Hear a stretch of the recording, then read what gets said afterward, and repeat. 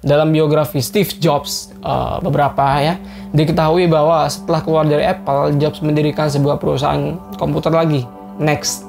Komputernya seperti Lisa, Next tergolong sangat maju dalam hal teknologi, tetapi tidak pernah menjadi terkenal kecuali di lingkup riset science. Kembali ke perusahaan Apple, pada tahun 1996, Apple membeli Next seharga 402 juta US dollar dan membawa Jobs kembali ke perusahaan yang ia dirikan. Lucu ya?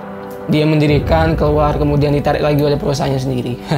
Tahun 1997, ia menjadi pemimpin sementara di Apple setelah kepergian Gil Amelio. Dengan pembelian Next, banyak teknologi dari Next yang diterapkan di dalam produk buatan Apple, terutama Next Step yang berkembang menjadi Mac OS X di bawah bimbingan Jobs. Perusahaan tersebut meningkatkan penjualannya setelah memperkenalkan iMac. iMac merupakan komputer pertama yang dijual dengan mengutamakan penampilannya, walaupun iMac juga banyak menggunakan teknologi maju di dalamnya. Sejak saat itu, penampilan yang menarik dan merek yang terkenal telah memberikan keuntungan bagi Apple. Dan juga Apple mulai mengembangkan sayapnya dengan mengenalkan iPod atau musik portable, piranti lunak iTunes, dan iTunes Music Store. Perusahaan tersebut melakukan gebrakan di bidang peralatan elektronik pribadi dan musik online. Jobs bekerja di Apple selama beberapa tahun dengan gaji 219 juta US dollar. Menurut sebuah artikel yang ditulis di Bloomberg tahun 2003, Jobs sangat dikagumi karena keahliannya untuk meyakinkan orang dan menjadi salesman unggul yang sering dijuluki reality distortion field, dan hal ini tampak nyata saat ia memberikan keynote speech di Apple Expo. Namun kegigihannya juga pernah mengundang sial.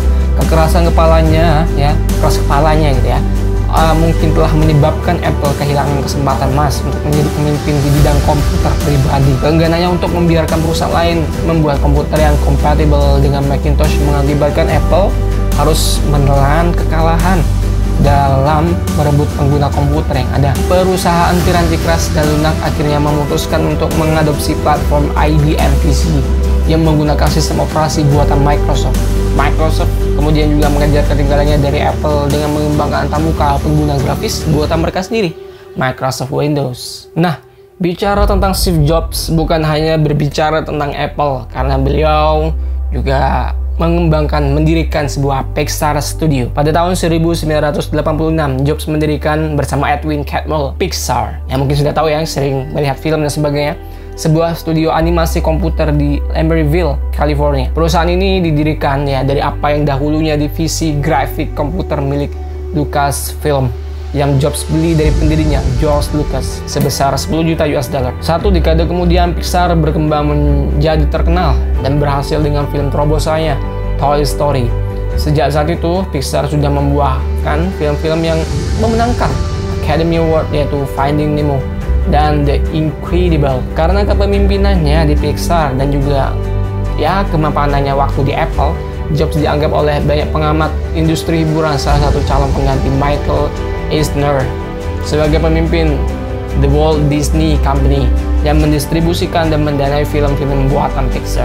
25 Agustus 2011, pendiri sekaligus presiden CEO Apple Inc., Steve Jobs atau Steve Paul Jobs akhirnya resmi memutuskan untuk mengundurkan diri, tapi dirinya masih dikenang oleh masyarakat dunia karena karya-karyanya. Mulai tahun 1976, ia mengeluarkan Apple 1, karya-karyanya terus berkembang sampai terakhir tahun 2010 ia mengeluarkan iPad yang sempat menghiburkan dunia pada tahun 2010, dan pada saat ini juga terus mengeluarkan ya produk-produk yang branded Apple.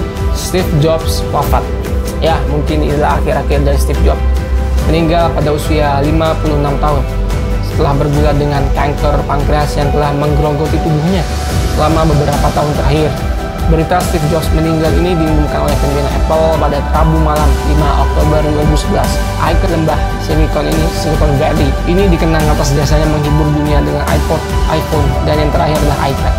Steve Jobs sendiri dikenal sebagai legenda Apple, bahkan bisa dibilang maestro teknologi yang paling inovatif abad ini. Oke, itulah sobat sambat biografi dari seorang Steve Jobs. Semoga menginspirasi kalian tetap menggunakan protokol kesehatan dan juga terus bersedekah, terus berdonasi, terutama di Pusat Pengelolaan Dana Sosial Universitas Erlangga. Oke, segitu saja. Terima kasih. Assalamualaikum.